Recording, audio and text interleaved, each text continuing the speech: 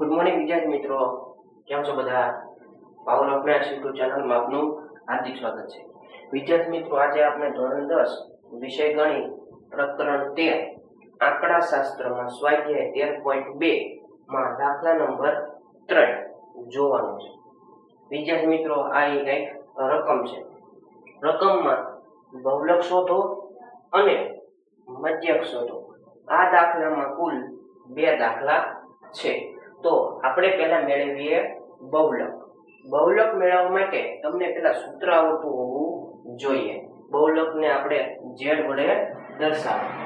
z બરાબર l plus કૌંસમાં f1 minus f0 છેદમાં 2 f1 minus f0 minus f2 ગુણ્યા h. સૂત્ર લખાઈ ગયા પછી હવે આપણે કિંમત મેળવવી પડે. l એટલે બહુલક વર્ગની અધઃસીમા. તો પહેલા તમારે બહુલક વર્ગ મેળવવો પડે. એ કેવી રીતે મેળવવો? તો કોષ્ટકમાં મોટામાં મોટી સંખ્યા કઈ? 40.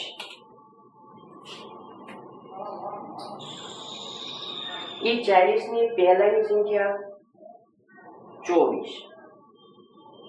બસ અહીંયા આપણે 24 ને આપણે કહી દઈએ f0. ત્યાર પછી f1 અને 33 ને કહીએ આપણે f2. ચલો, મોટામાં મોટી સંખ્યા છે 40. ઈ કયા વર્ગમાં સમાવેશ થાય? 1500 થી લઈને 2000. ઈ 1500 અને 2000 બેમાંથી અધઃસીમા કોને કહેવાય? 1500. જે અધઃસીમા છે એને આપણે કહીએ l. હવે આપણે જરૂર છે h. h એટલે વર્ગ લંબાઈ. વર્ગ લંબાઈ એટલે ઉર્ધ્વસીમા માઈનસ અધઃસીમા. તો ઉર્ધ્વસીમા છે 1500, અધઃસીમા છે 1000. 1500 માંથી 1000 જાય 500, 3000 માંથી 2500 જાય 500, 4000 માંથી 3500 જાય 500. ટૂંકમાં અહીંયા વર્ગ છે સતત પ્રકારનું છે, તો વર્ગ લંબાઈ પણ સરખી જ છે બધાની. કેટલી? 500. h બરાબર 500. l ની કિંમત 1500. f0 24, f1 40, f2 33. હવે માત્ર આપણે સૂત્રમાં કિંમત મૂકીને સાદરૂપ આપવાનું છે. તો આપણે સૂત્રમાં કિંમત મૂકીએ. l ની કિંમત 1500 પ્લસ કૌંસમાં f1 ની કિંમત 40 માઈનસ f0 ની કિંમત 24 છેદમાં 2 f1 ની કિંમત 40 માઈનસ f0 ની કિંમત 24 માઈનસ f2 ની કિંમત 33 ગુણ્યા h ની કિંમત 500. 1500 એમના પ્લસ કૌંસમાં 40 માંથી 24 જાય 16 છેદમાં 40 દુ 80 માઈનસ માઈનસ પ્લસ 33 ને 24 57. બંનેમાંથી મોટી સંખ્યાની નિશાની માઈનસ કૌંસ પૂરો ગુણ્યા 500.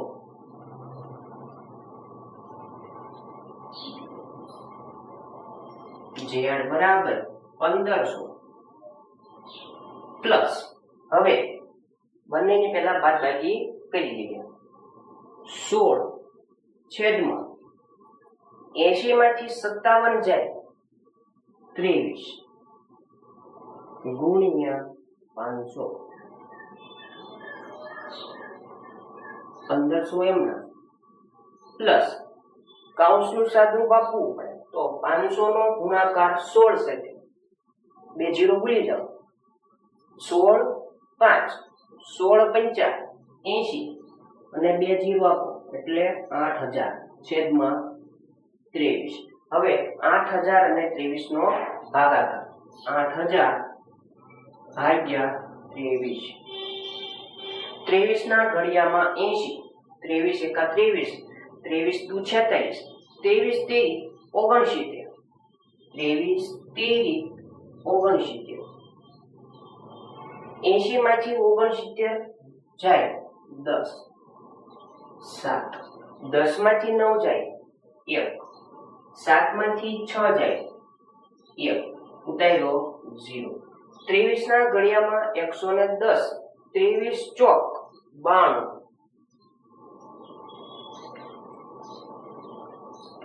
0 માંથી 2 ન જાય 10. 10 માંથી 2 જાય 8. 10 માંથી 9 જાય 1, 0 ના 0, ઉતાર્યો 0. હવે 23 ના ઘડિયામાં 180. 23 6, 6 તેરી 18, વધી 1, 6 દુ 12, 12 ને 1 13, 138. 23 7, 7 તેરી 21, વધી 2, 7 દુ 14, 14 ને 2 16, 161. 100 ની નજીક છે એટલે 23 7, 161. 0 માંથી 1 ન જાય 10, બાજુમાંથી જાય તો 7.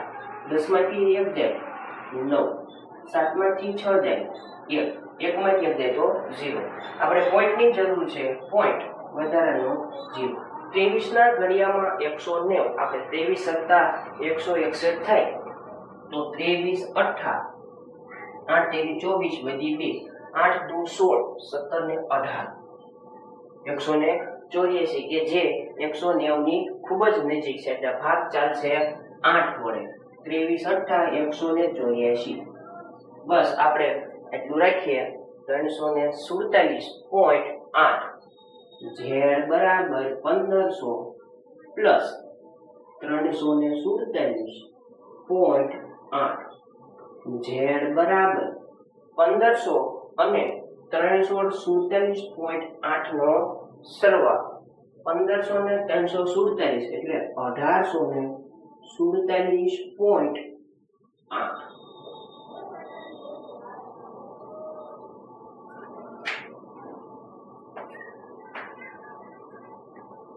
z બરાબર 1847.8 આ દાખલાનો ફાઇનલ જવાબ. હજી મધ્યક શોધવાનો બાકી છે.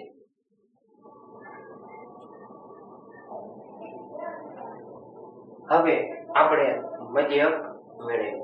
મધ્યક મેળવવા માટેની આપણી પાસે કુલ 3 રીત છે. પહેલી રીત પ્રત્યક્ષની રીતે મધ્યક, બીજી રીત ધારેલા મધ્યકની રીત અને ત્રીજી રીત પદ વિચલનની રીત. અહીંયા મેં તમને કીધું હતું, જો અવલોકનોની સંખ્યા નાની હોય તો તમે સાદી રીત વાપરી શકો અથવા બીજા નંબરની રીત એટલે ધારેલા મધ્યકની રીત પણ વાપરી શકો અને ત્રીજા નંબરની રીત પણ વાપરી શકાય. કઈ ખોટું છે નહીં, કારણ કે 3 માંથી તમે કોઈ પણ રીત કરશો તો જવાબ એક સરખો જ આવશે. એટલે આપણે અહીંયા જોઈએ તો અવલોકનો થોડાક મોટા જણાય છે તો આપણે બીજા નંબરની રીત પણ વાપરી શકીએ અને ત્રીજા નંબરની રીત પણ વાપરી શકીએ. આપણે ત્રીજા નંબરની રીતનો ઉપયોગ કરીએ. ત્રીજા નંબરની રીત એટલે પદ વિચલનની રીત. x બાર બરાબર a plus sigma fi ui છેદમાં સિગ્મા fi ગુણ્યા h. x બાર બરાબર a plus sigma fi ui છેદમાં સિગ્મા fi ગુણ્યા h. સૂત્ર આવડે તો આપણે કઈ વિચારી શકીએ. તો સૂત્ર કઈ આવા પ્રકારનું છે તો અહીંયા આપણે જરૂર છે પેલા કોઈની, તો કે ui.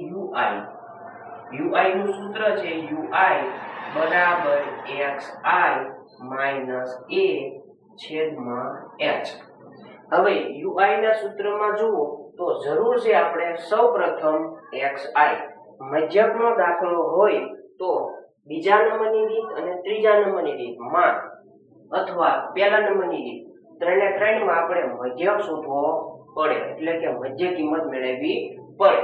મધ્ય કિંમત એટલે xi. એનું સૂત્ર છે અધઃ સીમા પ્લસ ઉર્ધ્વ સીમા છેદમાં 2. અધઃ સીમા 1000, ઉર્ધ્વ સીમા 1500, બેનો સરવાળો 1000 પ્લસ 1500 એટલે કે 2500. 2500 ભાગ્યા 2 એટલે 1250. અને આપણને ઈ પણ ખબર છે અહીંયા વર્ગ લંબાઈ કેવી છે? સમાન. કેટલી છે? 500. તો આપેલી સંખ્યામાં 500 ઉમેરતા જઈએ. 1250 માં 500 ઉમેરો 1750. 1750 માં 500 ઉમેરો 2250. 2250 માં 500 ઉમેરો 2750. 2750 માં 500 ઉમેરો 3250. 3250 માં 500 ઉમેરો 3750. 3750 માં 500 ઉમેરો 4250. 500 ઉમેરો 4750. આ મધ્ય કિંમત. હવે સૂત્રમાં આપણે જોઈએ તો xi માઈનસ a એટલે ધારેલી મધ્ય કિંમત. તો આ જે છે મધ્ય કિંમત, એમાંથી આપણે કોઈ પણ સંખ્યા ધારવાની છે. તો મેં તમને કીધું હતું કે પહેલી સંખ્યા છે એને આપણે કહેવાની ધારેલી મધ્ય કિંમત, એટલે કે a. એટલે કે ui બરાબર xi માઈનસ a છેદમાં h. હવે મેં તમને એ પણ કીધું હતું ui હોય di હોય તો એક પ્રકારની પેટર્ન જોવા મળે. ui હોય તો પેટર્ન ફિક્સ છે 0 1 2 3 4 5 6 7. સૂત્રમાં કિંમત મૂકીએ તો પણ આવા પ્રકારના જવાબ મળે. હવે ui આપણી પાસે છે. હવે આપણે જરૂર છે શેની? fi ui. એટલે નવું કોષ્ટક fi ui. fi અને ui. fi એટલે અવલોકનો અને ui આપણી પાસે છે બંને સંખ્યાનો ગુણાકાર. 24 નો ગુણાકાર 0 સાથે એટલે 0 0. 40 નો ગુણાકાર 1 સાથે 40 એકા 40. 33 ના ગુણાકાર 2 સાથે 33 દુ 66. 28 નો ઘડિયો 3 સુધી 8 તીરી 24. વધી આવી 2. 3 દુ 6, 6 ને 2 8. 30 ચોક 120. 22 પંચા 110. 16 6 96. 77 49. હવે આપેલી બધી સંખ્યાનો એક સાથે સરવાળો. કેમ? કારણ કે અહીંયા લખ્યું છે સિગ્મા fi ui. સિગ્મા એટલે સરવાળો, એટલે આપેલી સંખ્યાનો સરવાળો. સિગ્મા fi ui બરાબર 6 ને 4 10. 10 ને 6 16. 16 ને 9 25. 25 નો 5 વધી આવી 2. 2 ને 4 6. 6 ને 6 12. 12 ને 8 20. 20 ને 2 22. 23. 23 ને 9 32. 32 ને 4 36. 36 નો 6 વધી આવી 3. 3 ને 1 4. 4 ને 1 5. 565. હવે આપણી પાસે સિગ્મા fi છે. હવે આપણે જરૂર છે સિગ્મા fi. અહીંયા આપણે મેળવ્યું સિગ્મા fi ui.